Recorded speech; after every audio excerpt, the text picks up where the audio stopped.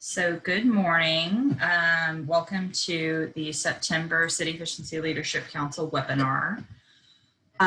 Today we are joined by my SPEER colleague, Jason Vandever. Many of the folks on the call are probably more familiar with Jason than me. I am Cassidy Ellis, Local Governments Program Manager here at SPEER. So today we're kind of combining two of our programs into one presentation. So for those of you who don't know me, I work with local governments around the state to provide support around their energy management and efficiency goals. And of course, Jason is our codes program manager, and he supports energy and building code adoption and enforcement and education throughout the state and into Oklahoma as well. So for those of you new to City Efficiency Leadership Council, we are a collaborative of Texas cities around engaged in the exchange of information around energy management best practices. We meet in webinars, regional roundtable luncheons, and produce educational material in various forms. If you're interested in learning more, getting involved, feel free to reach out to me. I'll be sending a follow-up email after this presentation with my contact information and more information. So if you have questions or comments throughout the presentation, please use the Q&A box. That's where we'll be handling questions today. A few announcements. So this is a monthly webinar series, and our next webinar will be on sustainable energy as a service. So for anyone who attended the August webinar for City Efficiency Leadership Council, we talked about we talked about finance options, and one of them was a as a service model. So we're going to dig a little bit more into that next month and talk about sustainable energy as a service. This is including both efficiency and energy generation. It is a way of procuring and financing both energy efficiency and energy generation. So hope you can join us for that. There will be IECC CEUs for that as well. So hopefully it will be a big audience. For anyone in a local government that is familiar with the local government energy reporting requirements, this is efficiency and reporting requirements for public entities in 41 counties around the state that are on the affected air quality list. There will be some changes to the reporting process this year. So it is switching from a state fiscal year to a calendar year reporting process. And the 2020 reports will be due in February 2021. So keep an eye out for more communication about that if you're involved in the reporting. And over the next couple of months, SPEER and North Central Texas Council of Governments up in the DFW area will be leading a lot of communication and outreach efforts around this reporting. SPEER is kicking off an online building operator certification training program starting October 27th, excuse me. The deadline to sign up is fast approaching. I'll send this registration link out, but it's a really great intensive class for anyone who is involved in the operation of facilities. We will be sending out IECC CEUs for this presentation, as well as a general CEU certificate or certificate of participation for anyone online who has a certification that allows for self-reported hours. So it's just kind of documentation that you attended. If you have any other announcements, feel free to throw those in the Q&A box as well. And we will, try and catch questions as Jason's going along.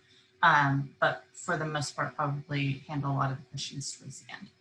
So with that, we're going to switch over to Jason. As I mentioned, he's our Energy Codes Program Manager here at SPEER. And with that, Jason, I will let you take over the share and jump right in. Okay, great. Thanks, Cassidy. If you'll, because of the way it's set up, I guess, you'll have to stop share first, and then sure. I can share mine. Yeah. Well, a disclaimer right off the bat. Cassidy alluded to the fact that the good stuff was coming up when I start, and I can assure you that's, unless you're my mom, that is just complete overhype and not true, but we'll try. Let's go ahead and get started here. Oh, let me make sure I shared my sound. I did. Okay, we're good to go. All right, so first slide. Oh, man, why did it do that? Okay, thanks for joining us, everyone. My name is Jason Vandever, Energy Code Program Manager. Just real quick, a little bit about myself before I get started, since we do have some non-codes folks on here that might not know me. Been with SPEER about 5 years. I do handle all things energy code and really all construction code related stuff. I'm a recovering building official, 5 years clean, no red tags issued, happy to say. But was the building official for the city of Granbury for about 5 years, was a code official for the city of Temple.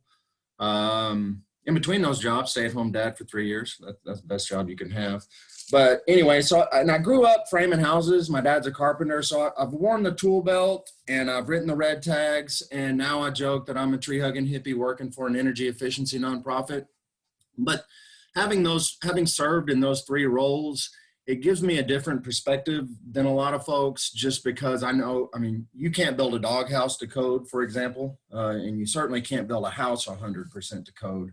The second you have one overdriven fastener, a 32nd inch overdriven, it's not to code. And the second you don't have everything in there installed by the manufacturer's installation instructions, it's not to code. So bringing kind of the real world tool belt experience versus hey, I'm supposed to know the codes because I was a building official.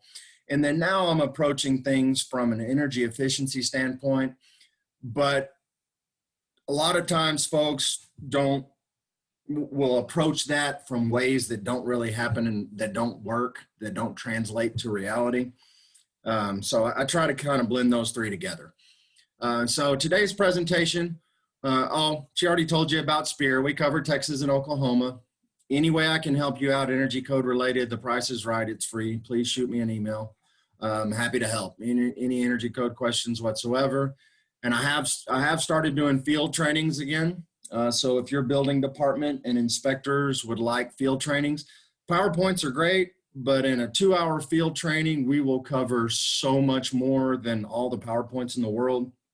And the nice thing about doing the field training, if we're walking a house, I can't totally take off my building official hat. We will look at the electrical rough-in and the mechanical rough-in, the plumbing top-out, structural considerations with the framing, flashing, grading details. I mean, every single thing we see. And if your jurisdiction is interested in some field training, I would have a couple of asks. One, if you are a building official on the call today, for $250 a year, you can join Fort Worth, Houston, Plano, San Antonio, and join SPEER as your city. And for $250 a year, you can be a member of SPEER, and I can promise you all the CEUs your staff needs for the year. That's basically the cheapest training and education budget you can find with that $250 a year membership to SPEER. But even if you don't want a membership, as long as my calendar is open, I'm happy to come train your staff. The only caveat would be is that you allow me to invite the neighboring jurisdictions, because if you get inspectors from 4, 5, 6, 7 different jurisdictions walking the same job, you really, they were brought up in different building departments. They have different points of emphasis, and it really allows for a collaborative knowledge sharing event that it's the absolute best way to learn. And since we are an ICC preferred provider, if I spend 2 hours with you and your staff out there, you get 2 hours of CEUs. So it's really a no-lose situation. And you learn so much more walking jobs than you do with PowerPoints. The reason I'm not doing a video today, I'm still rocking the Corona Dew, as you see here today. Today, there won't be just a whole lot of in-depth code-related stuff. This is just going to be, this presentation is geared for Cassidy's group, which is the City Efficiency Leadership folks. And so it is a very bare bones, just a 101 to just kind of put it in your head how the energy code works. And I mean, there's a whole suite of codes. You know, we have a plumbing code that tells you the minimum things you can do to plumb a building to meet code. We have an electrical code that covers the electric. Well, the energy code covers the building thermal envelope and some of the things that use energy in a home or in a commercial building. So we'll cover maybe 15, 20 minutes on just a real rudimentary energy code 101 type overview. I'll touch a little bit of state law, talk a little bit about the 2021, the various iterations of the energy code that I'm familiar with. And then the last about 30 minutes or so will just be some real simple tips and tricks to save energy in your own home. Just some real simple guidelines. Hey, these are your main energy wasters. Take a look at this, and then we'll save some time for Q&A at the end. So this is, again, geared for the non-code folks. How old is the oldest code, oldest building code? About 100, there's not a poll question. Just think about it in your mind. Is it about 150 years old? That came about after the Great Chicago Fire. About 100 years old, 500 years old, 1,000 years old, almost 4,000 years old. So kind of think about A through D. What would you select? I always start off all my non-codes folks code presentations with this. This is the oldest code right here, the Code of Hammurabi, 3,774 years old to be exact. It has 282 laws listed, and it talks contract, wages, inheritance. I mean, just kind of the law of the land. But a couple that are building code related, I think if we had this today, talk about really increasing compliance. I typically don't like to read my slide, and no, my grammar was not incorrect. This is how it translated. So number 229 says, if a builder build a house for someone and does not construct it properly, and the house which he built fall in and kill its owner, then that builder shall be put to death. And then the next code, number 230, if it kill the son of the owner, then the son of that builder should be put to death. Boy, talk about 100% compliance. That would really do it, right? So it's pretty amazing to me that almost 4,000 years old is when these codes really kind of started. But what we're talking about here on an energy code basis is more so that the Clean Air Act back in the 70s, you know, when we had all the problems, we started to kind of realize, pollution, fossil fuels, this is maybe a problem. So we had some of the first iterations of the energy code. And this is the stringency on the left-hand column, with 0 being a net zero building. And you see along the years, it kind of got a little better and a little better and a little better. And then from the 2006 IECC, which IECC is the International Energy Conservation Code, from the 2006 to the 2009, we had about a 12 to 15% jump in efficiency in the code. So one of the very first big jumps. And a big piece of that is from the 06 to the 09, that was the first institution of testing.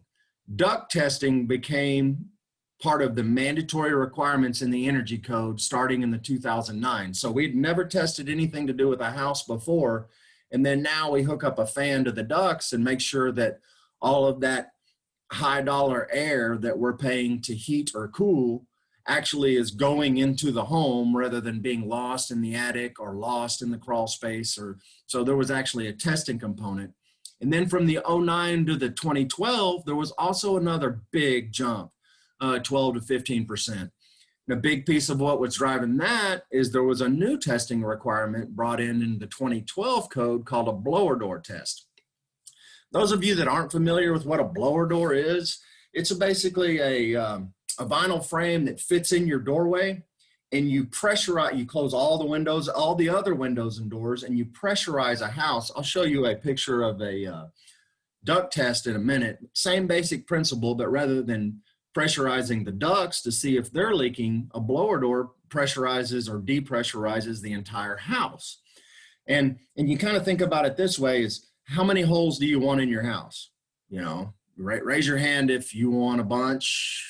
I don't want any, right? Well, and you can't see all those holes, but the blower door and the pressurization can see the holes. And there's benchmarks that are set that you have to meet so your home can only be so leaky. So that was a big part of the efficiency gains in the 2012. And then you see Texas state law came in with House Bill 1736, the 2015 Energy Code. Basically, we have a SECO, which is our State Energy Conservation Office. They'll look at the code and they'll turn it over to Texas A&M's Energy Systems Laboratory. Texas A&M Energy Systems Laboratory will take that code and run all the calculations and see how efficient it is. Well, with House Bill 1736, the builders were tired of, they were worried about the state changing the bar every 3 years, because ICC publishes their codes on a 3-year cycle. So as a builder, you know, just about the time you're figuring out what the new code requirements are, well, then there's a new code. And the builders were tired of that. So there was a bit of a compromise.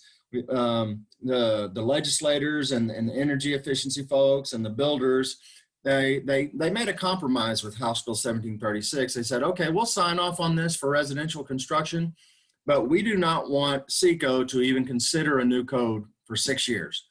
So the 2021 IECC, you see the 2018 here, the 2021 makes another about 10 to 12% bump. So it's going to be considerably more efficient than the 15. And so there's probably going to be some compromise. That 2021 IECC will get published this fall. But then Energy Systems Lab will have 6 months to analyze its stringency. And then SECO will turn it over for public comments, and then they will decide whether or not we're going to move forward with the 2021 as the state energy code. I anticipate it's really anyone's best guess on how that's going to work. If that 2021 does become state law, I will have some serious job security, because there will be a tremendous amount of need for education and training on that new code. Most of the jurisdictions in Texas have stayed on the 2015. We do have a few stragglers still that haven't quite caught up yet, but we're well on our way. So, Energy Code 101, how does an energy code work? Well, how do we even decide how stringent it is? I mean, so what do we do? Well, it starts off with a climate zone map. Obviously, this just shows Texas, but this same climate zone map goes for the entire country. And it's based off of ASHRAE 90.1. It's an ASHRAE 90.1 map. Comes out of, basically, ASHRAE 90.1 is published a couple of years before the International Energy Conservation Code. And a lot of the changes in that ASHRAE 90.1, you can consider it kind of a sister code, except ASHRAE 90.1 is focused on commercial. That's one of the compliance paths through the commercial chapter of the IECC. So basically in Texas, you know, do we need a wall constructed down here in McAllen, Brownsville, the same way that they need a wall constructed in North Dakota? No, of course not. So with that yearly, with the climatic data across the country, we basically, based on price, based on energy savings, there's a handful of things based on the code adoption process, what gets in the code, what does not. There's different requirements based on your climate zone. All the climate zones, 1 through 8, I believe there is. They might have added a couple more with the last iteration. Actually, McAllen, Brownsville, these 3 counties down in the bottom of Texas with the 2021 code, they're moving to climate zone 1, interestingly enough, which is going to lessen the building thermal envelope requirements. And then Hood, Tarrant, Dallas County, some of these counties are going to be absorbed into climate zone 2, which can make a big difference, and I'll show you why. So basically, and then we have climate zone 4 just up here in the Panhandle. I went to college in Lubbock. I took a year off college and moved to Vail, Colorado. I can promise you it's colder in West Texas when the wind's blowing than it is in the mountains. And so there's some foundation insulation requirements. There's some heavier requirements in climate zone 4 versus climate zone 3 and 2. The A and the B denote whether it's, I should have put this in as a poll question to see if anybody could guess. B is, anybody guess? Think about it in your head. These are dry A are humid. So that's the difference, but it's the same building thermal envelope requirements. So what am I talking about when I say building thermal envelope requirements? This is what I'm talking about. They all come basically from what's called the prescriptive tables out of the code. Well, you can see in climate zone, we saw that most of Texas, the vast majority of Texas is climate zone 2 and 3, right? Well, so basically these tables set the baseline for all construction in the code. And there's a few ways through the code. And one of the ways is you can just follow these straight tables. So for example, our fenestration U factor for you non-codes folks, fenestration, we're basically talking about windows and doors. Typically windows is what you typically think of with fenestration. Doors have to be over 50% glazing to follow into this. But anyway, so 0.35 is a U factor. The way U factors work, the lower the number, the more energy efficient that window is. So we're saying, and we'll talk about, say, climate zone 3, for example. So for right now, Dallas-Fort Worth, climate zone 3, the windows in our homes have to be 0.35 or lower. The solar heat gain coefficient, that's what this SHGC is. That's 0.25 or lower. When you think about solar heat gain coefficient, so 0.25 would tell you that 75% of the radiant energy from the sun blasting onto that glazing, blasting onto that window, 75% of it is being rejected and only 25% of it is coming through into your home.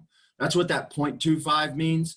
So think about if you were building your own home, or maybe if you were replacing the windows in your home and you had a whole bunch of west-facing windows. Well, if you were going to spend up for a little more efficient window, spending a little extra money to get a lower solar heat gain coefficient on those west-facing windows might make a whole lot of financial sense. Whereas if you had north-facing windows that had a big 10-foot porch covering them and they never had any sun shining on them whatsoever, you wouldn't want to try to save any money. You would just look for this 0.25. Ceiling R value, that's just, that's about 12 inches of blown, the pink fluffy stuff, depending on manufacturer. I saw Cody is on here, so we're going to call all that fluffy stuff pink. And then here's the thing that keeps a lot of Dallas-Fort Worth people. So we got Dallas-Fort Worth and climate zone 3. We have Austin, San Antonio, Houston, climate zone 2. Okay, so think about your typical home is built with 2x4s. We build 2x4 walls in our home. That's what most builders are comfortable with. So a 2x4 wall, we can put a cheap R13 bat, or we can put an R15 bat. We can do foam. When I was building official in Granbury, almost every new home was what's called a bib, which was a blown-in fiberglass. But it's really easy to meet this minimum threshold requirement in climate zone 2, just meeting these prescriptive tables. Well, you go up into Dallas-Fort Worth, you're either going to need a 2x6 wall to meet this R20 requirement you see, or when you see in this, whenever you see a plus number in the prescriptive table, you see the superscript H. Well, down there in the footnotes, it'll say that +5 is what's called continuous insulation. So it's basically an inch thick, some sort of foam board on the outside of your studs. Well, the problem is, I grew up framing in the Dallas-Fort Worth area. It was 2x4 walls. The vast majority, 9 out of 10 homes being built today are 2x4 walls. Well, how do you meet code with a 2x4 wall? Well, you can't get the R20 in a 2x4 wall. You can with a closed cell, but that's not really realistic. And when you do that, adding an inch of foam onto the outside of your 2x4 wall, your concrete guys aren't accustomed to setting up their brick ledge to accommodate that extra inch. Your window guys they're not accustomed. Well, how do I do my window buck and my window frame out? There's some construction trade education and change that has to go along with doing that. And I can assure you builders just want the change and education for their trades. That's one of the hardest, most least palatable things for them to do.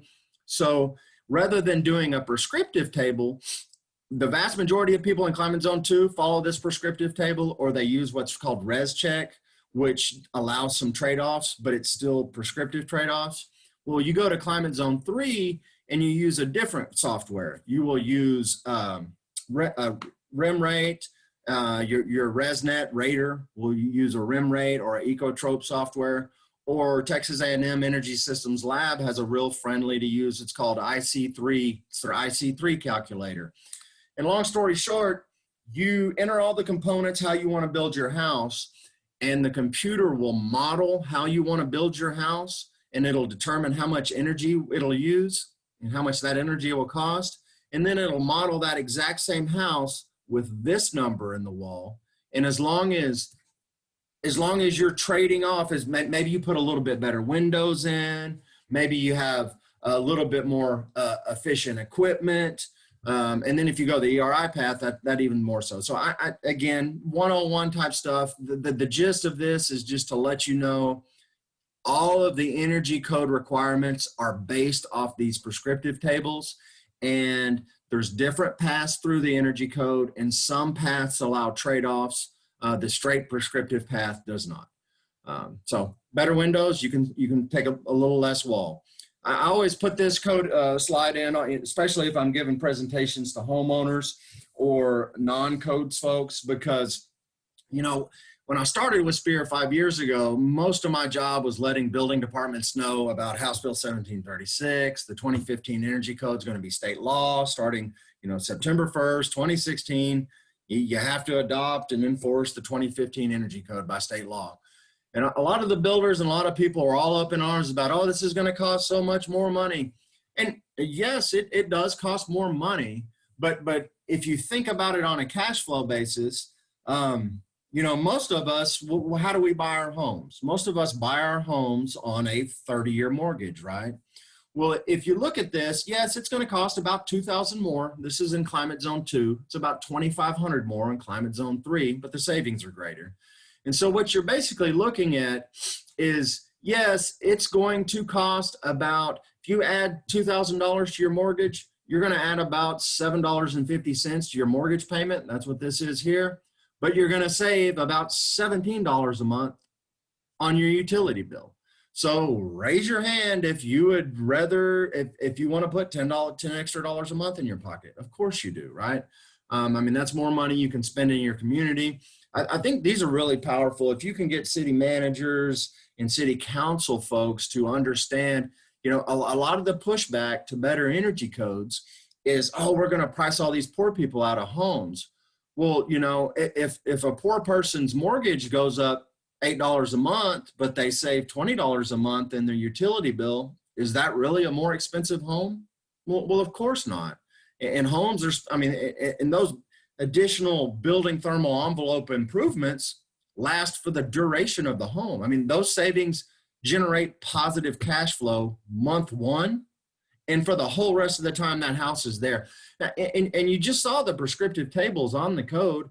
I mean, it's not a R60 wall. It's not R100 ceiling. I mean, these aren't lofty building thermal envelope requirements. So really, the complaint that we're going to price people out of homes and the complaint that this is way too expensive, honestly, if you really just look at it, that's just not true. And frankly, if a builder spends another $2,500 on a home, is he going to eat that cost, or is he going to pass it on to the home buyer?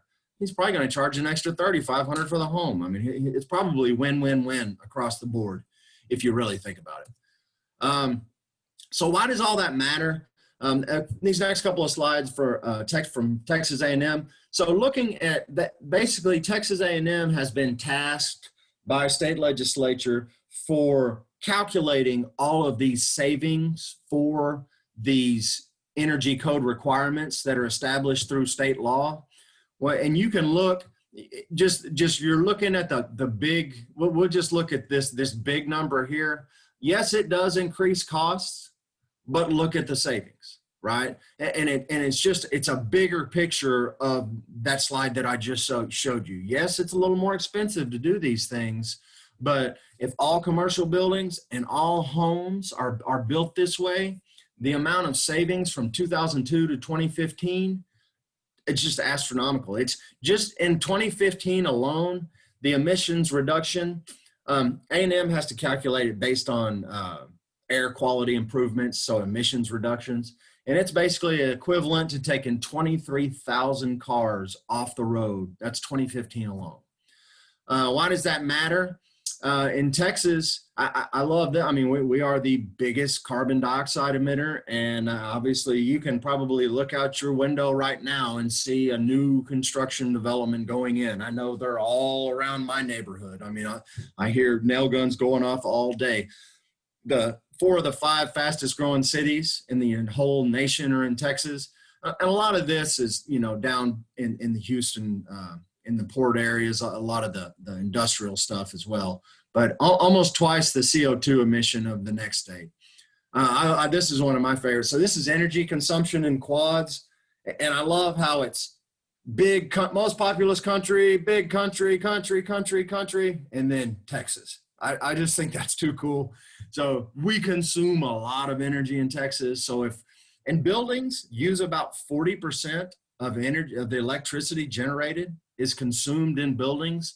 So if we can save a significant amount of electricity in our buildings, man, why wouldn't we want to do that? Not only is air quality going to be better, it takes a lot of water to generate electricity. So our groundwater, the reservoirs will remain higher, water, you know, the lakes, it's just a win-win-win across the board, really. The amount of energy we consume in this state is just astronomical. So that concludes really the codes portion. Again, I know that's just kind of a 101 real high level. And again, if anybody has any questions whatsoever, Price is Right, I'm happy to help you out. Just give me a shout, and I love talking energy code, and we can talk about it all you want. Jason, so before we move into the next phase, I just want to pick up a question that did come in. Okay. Does the state do any energy code enforcement or only municipalities? So big question about code in Texas. So no, the state does. The state has no enforcement whatsoever, and it would be nice if they did. I would love it if there was 1 or 2 state enforcers that kind of help see that this was being followed, but they don't. I am willing to do it for your jurisdiction. You know, if your jurisdiction use a lot, so when the energy code became state law, a lot of jurisdictions, so all big jurisdictions, all medium, and most small jurisdictions have a building department. They have a building official and an inspector or 2 and plan reviewers. Well, when the energy code became state law, that was adding 2 or 3 inspections to there, and it was a lot of building officials were like, oh, that's not a life safety code. And so a lot of building departments decided to punt on energy code related enforcement and inspections.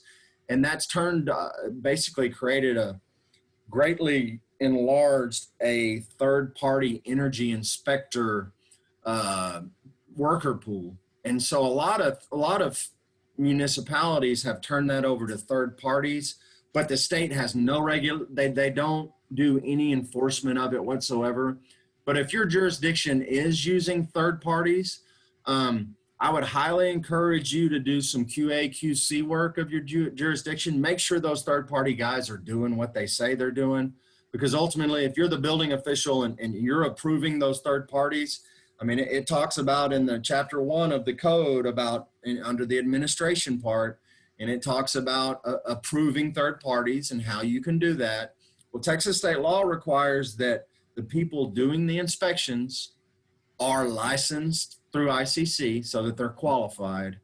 And then to do a blower door duct blaster test, you typically either have a BPI IDL certification or you're a rater through ResNet, and that allows you to do the testing. But no, unfortunately, there's no real enforcement mechanism through the state as far as that goes. You want to go ahead and cover the rest of those chats before we move on to the next section, Cassidy? Are there any other relevant questions? Yeah, we might as well go ahead and hammer these out. But before we move on, I also in 30 seconds, if you want, can you go into the non-incorporated areas of counties and the gap between code enforcement in cities versus unincorporated areas, or is that too big a conversation? I can't do it in 30 seconds, but I can probably do it in 90. So don't know how you know I can't ever talk for a short amount of time. It's scary the way it works in counties, and I was shocked. And your average home buyer that has no idea how construction code works, they would assume that if they're buying a house in the county that somebody's made sure that that house was built correctly. Well, the reality of it is in the county, it's a very good chance that your home has not had one single inspection whatsoever except for the septic. That's oftentimes outside of the city limits. The only thing that is permitted or inspected is the septic. Now, state law does require still that the builder certify that the home meets the energy code. So you are not off the hook just because you're building in the county in regard to the energy code. Now, you don't have to have your electric looked at whatsoever. You don't have to have your structure looked at whatsoever. But technically, by state law, that house does still need to meet the energy code. Was that 30 seconds? That was close. That's pretty close. So the other chats, just can you define what a quad is? And also, there are a few other acronyms we threw around. So ICC, IECC. Let us know if there are any other acronyms that would have. So ICC is the International Code Council. They publish basically almost all the building codes, you know, how to build a house, how to build a commercial building, how to plumb it, how to do the mechanical, how to do the fuel gas. And so that's the ICC's, the International Code Council. IECC is one of the books that they publish. That's the International Energy Conservation Code. And the International Code Council, I mean, these construction codes are used across the entire globe. So they are worldwide. Quad, I would have to go back and look at the slide notes on that, but your good friend Google will tell you real quick. Quad, let's just say it's a whole bunch of energy. Cassidy, do you know off the top of your head how much energy a quad? I believe it's 3 orders of magnitude above a trillion. So yeah, quadrillion. It's a quadrillion kilowatt hours, I believe. That's a whole lot of energy. So let's go ahead and move on to the next section. So, okay, that's fine and dandy for new homes. New homes have to meet this fancy energy code, and new homes are going to be efficient and comfortable and durable and all those things that come along with the energy code. But what happens if I live here? I actually demolished this house. This was in the city of Temple. I tore down 72 houses in 3 years with the city of Temple. This house, needless to say, this building thermal envelope needs a little work. So the very first thing you do in your own home, the very first thing you do, and I had no idea it even worked this way, call your electric provider. I can't tell you, we moved to San Antonio about 2 years ago. I called, we have SAPS, San Antonio, I can't remember the name of the utility, but call them, they come out. I got 2 free programmable thermostats, the Wi-Fi enabled programmable thermostats. They sent another guy out and he brought me a couple of cases of LED bulbs. And when I was in Granbury, the electric provider there, they sent a guy out and he basically walked all through my attic, looked at all of my windows, and depending on the program they have going, you can call your provider, and a lot of times what they'll do is they'll come out and look at your home and they'll tell you, oh yeah, you know, you only have, let's say R19 in the attic, for example. If you will increase your insulation in the attic up to R38, we've got a $500 rebate for that. Well, heck, if it's a small house going from R19 to R38, if you do it for yourself, it might only be $500. So you might be able to do that for free. In worst case scenario, they can come out and like I said, maybe if your air conditioner is going out, oh my goodness, before you replace your air conditioner, call them, because there might be a rebate that will allow you to buy a more efficient air conditioning piece of equipment and come out as a wash. And I mean, there is so many great programs for you from your utility provider, and kind of depending on who it is. And these programs change yearly or every other year. So it's always a real good to call your provider and have them come out. A lot of times they'll do a free energy assessment, tell you what you really need to focus on, what you don't. And, you know, it's a free energy assessment a lot of the time. So that's step one. Step two, you really want to think about energy flow. Think about, you know, energy always flows from hot to cold. That's just one of the laws of, I guess it would be thermodynamics is what governs that. But it's always flowing from hot to cold, and the difference from hot to cold makes it flow faster. So think about this is what's called a non-IC can, and you can tell because it has these nice vent holes in it. Well, if you look up, and you can even see a little bit of light coming through there.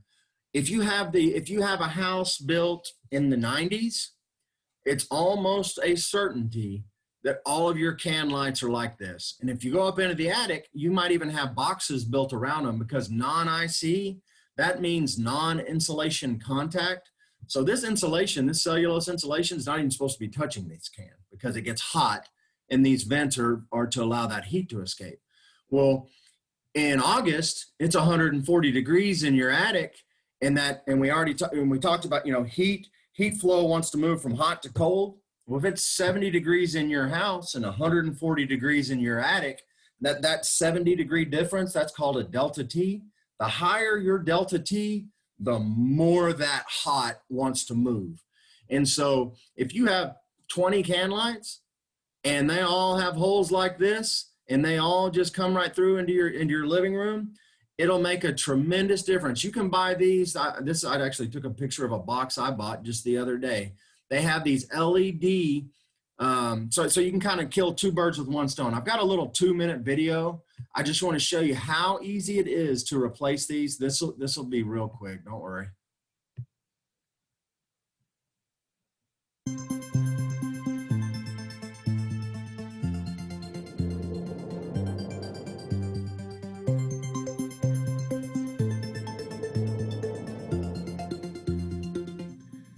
If the lamp and trim are already installed, they need to be removed.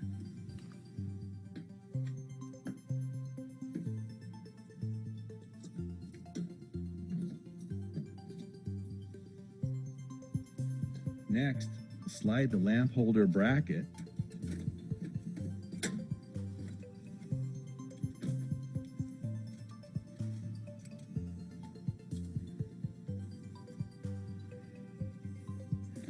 check the height of the bracket to the instructions on the instruction sheet and make sure the height is at least the minimum dimensions shown. If not, the lamp holder bracket needs to be removed and the label placed on the recessed fixture as I'm showing here.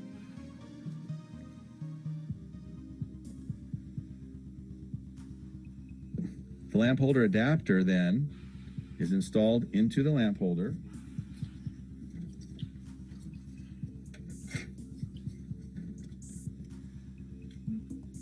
And then the electrical connection is made to the recessed trim.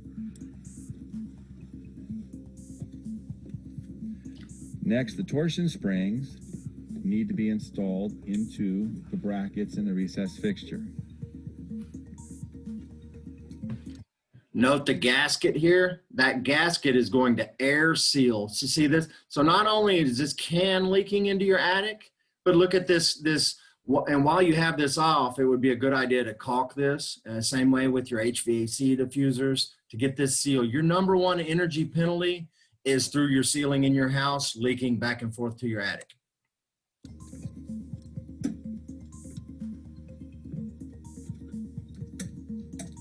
That's one. And the second one needs to be installed the same way. Be sure to tuck the adapter out of the way and install the second torsion spring.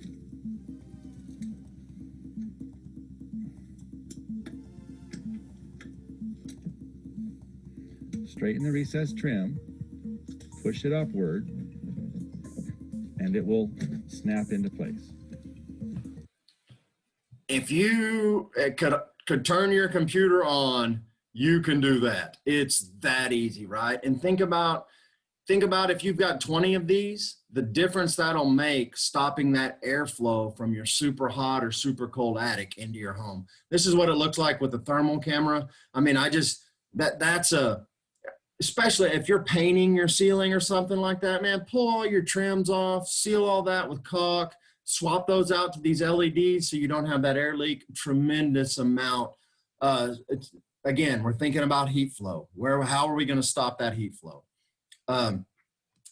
These infrared cameras are about $80 now. They used to be about 5,000.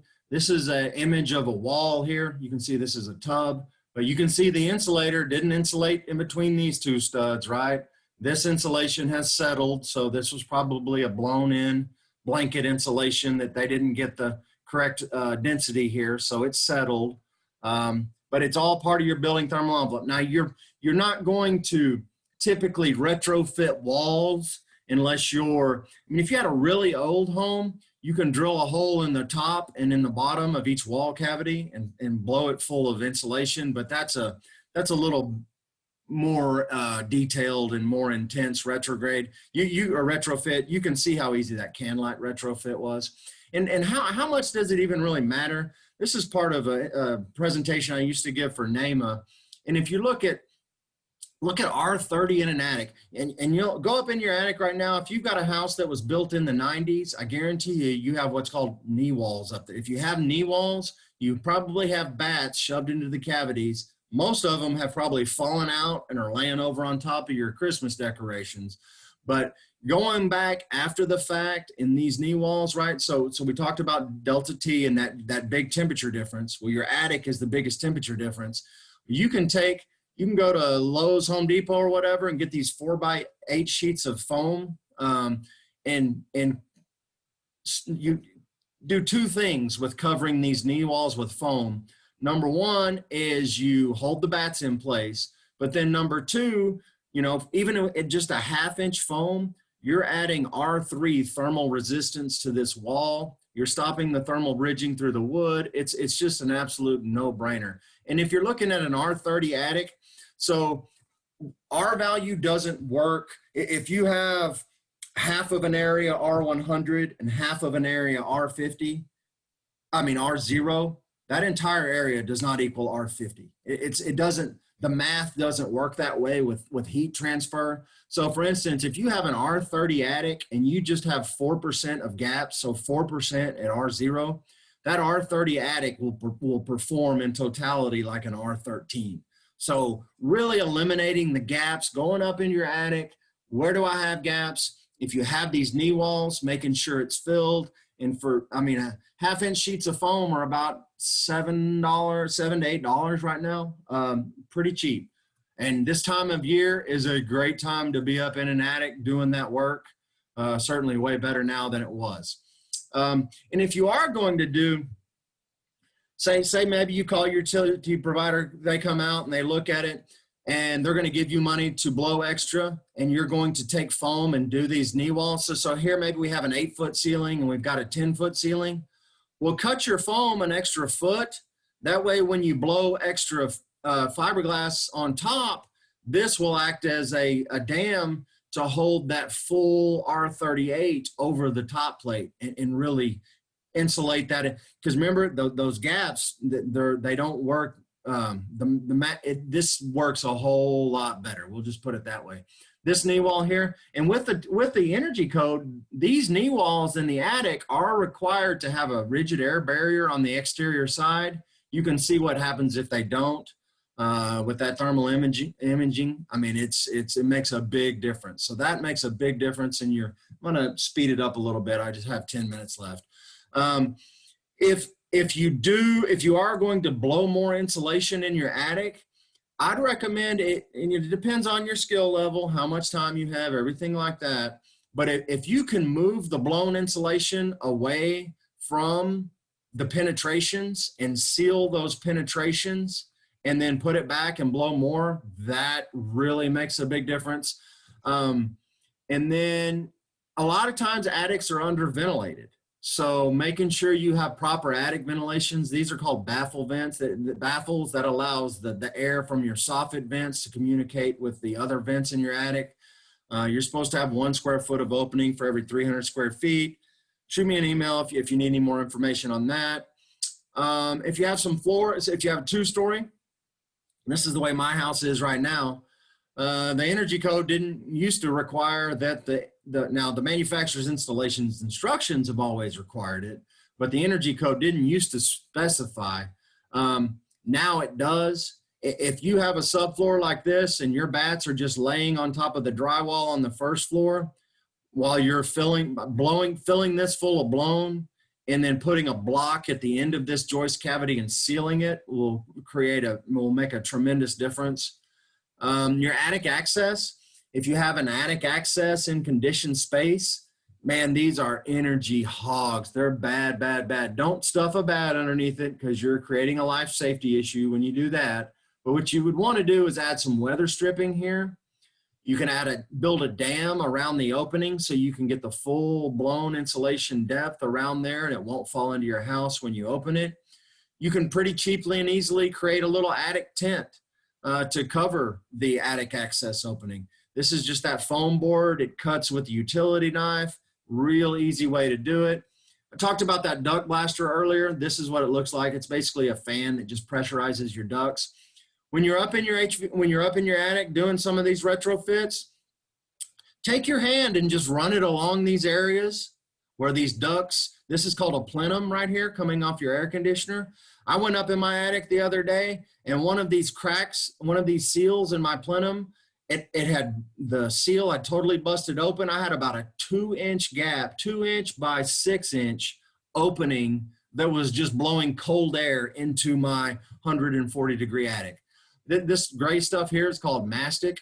You can get a gallon bucket for about $8. It just applies with a paintbrush and sealing up these ducts.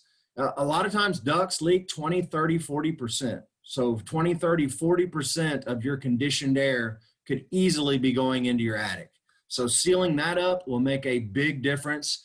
And for about $150, you can pay somebody to come out and pressurize it and test it. It's a pretty cheap test, about $150 to have your ducts tested to see how leaky they are. Maintenance is crucial on HVAC. This probably looks like some of y'all's, I would bet. I do this once a year. I take a high pressure hose and clean the heck out of my coil. You've got an A coil up in your air handler in your attic. A little more difficult to do that one. It might be a good idea just to hire a professional to come do that. But a lot of times you can have a maintenance contract and these folks will do it for you. I remember what this one's about. Undersized return air. We're pretty notorious in Texas for undersizing our return air. Or a lot of times maybe you had a hardwood or a concrete floor and you added carpet. And in those bedrooms, there used to be an inch gap under the door. And then now when you add the carpet, there's no more gap under the door. So your air conditioner is starving for air. I wouldn't cut a return air in this location. But what you can do is make sure you have a good undercut under your door. Or a lot of times, if your master bedroom doesn't have its own return air, if you have 2 supplies in the master bedroom and 1 in the master bath and 1 in the master closet, Manual D would tell you you need a 5-inch undercut on your door. That's how much airflow it needs. So just think about your return airflow. We're going to leave that one alone. Some other steps: when you're buying new appliances, look for the Energy Star labels. Always a good idea. A lot of times there's some really good incentives or rebates depending on where you are. Solar panels, I mean, the sun shines bright in Texas. Lifestyle changes, right? Don't be afraid to wear a sweater in the winter and shirtless in the summer. Solar heat gain, especially on older windows, makes a big difference. You would be amazed at what something as simple as putting blinds in a window will do for your home. and YouTube and Google. I mean, there's some great energy efficiency savings ideas, of course, all across the internet. And that's all I have. And we are right. I mean, look at that. 4 minutes left for questions. Great, thanks, Jason. Yeah, lots of information there. So we have had a couple chats. Maybe if you want to grab Bob's question about blown-in foam insulation. You see that one in the Q&A? Oh, well, now blown-in foam insulation is totally feasible, but typically we're not looking at closed cell foam. Closed cell's about, it can be 3 times the price of open cell. Me personally, if I'm building my own home, I'm probably going to do a full foam encapsulation of the home. I'm for sure going to get my mechanicals in conditioned space. I might do an insulated attic. I was just saying, oftentimes closed cell foam. Now it is feasible. Actually, one of our new Energy Code ambassadors, Spirit Home Builders, Amelia Garcia down in the Valley, that comes standard on all of her homes. She does closed cell foam in the walls. The cool thing about closed cell foam, yeah, it is more expensive, but if I was down in a hurricane region, that's a no-brainer because it adds a structural element to a home.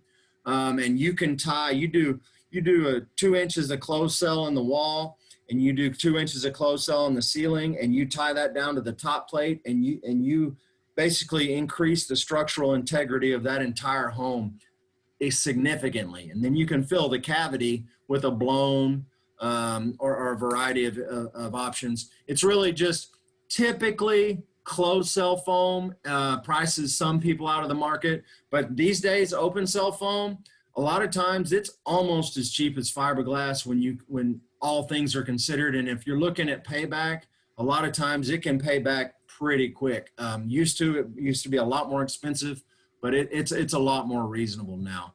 Let's see, I can read the chat. I don't need you to help me. Let's see. Oh, hey, look at that. Yeah, I forgot about that website. It's dsireusa.org. It'll show you a lot of the tax incentives in your area, but that's on a, they don't capture all of the local utility incentives. And when I was talking about calling your local utility provider, your local utility will have some different incentives. These are more national, or might even be, I don't know if they cover statewide. Yeah, they're state and national incentives. Here's what the number looks like. Tony, my TSTC professor director, here's what the number: 1 with 3, 6, 9, 12, 1 with 15 zeros is a quad. Let's see. Killing me with these acronyms. I apologize. I'm sorry. I'm bad about, I'm just used to acronyms. I apologize, Susan. Reach out to me, Susan, and I'll be happy to go over this without the acronyms, all that you want. And that looks like it was it on the chat, Cassidy. If you see anything else, there's a couple more on the Q&A. Yeah, so for everyone, we will be sending out the slide deck, and the recording will be posted to our YouTube channel. So you will be able to watch this. For anyone who is looking for ICC credit, especially if you called in and I'm only seeing a phone number, you will have to fill out the survey and confirm that you want that ICC CEU. And if you were on the phone, I don't know. I need you to let me know that you were on the call if you want that ICC CEU, because it's not going to show up in my report otherwise. So yeah, that should pick up those last couple questions. Okay, great. Yeah, and if you'll just shoot me an email or shoot Cassidy an email, we'll make sure and handle that for you. Well, thanks everybody. Thanks, Jason. Hope to see all y'all next week or next month, again, for the Energy as a Service. Yeah, reach out to us if you have any questions, and we'll talk to y'all soon. Yes, we will be posting a recording of the presentation for on our YouTube channel. All right, have a good day, folks. Bye-bye.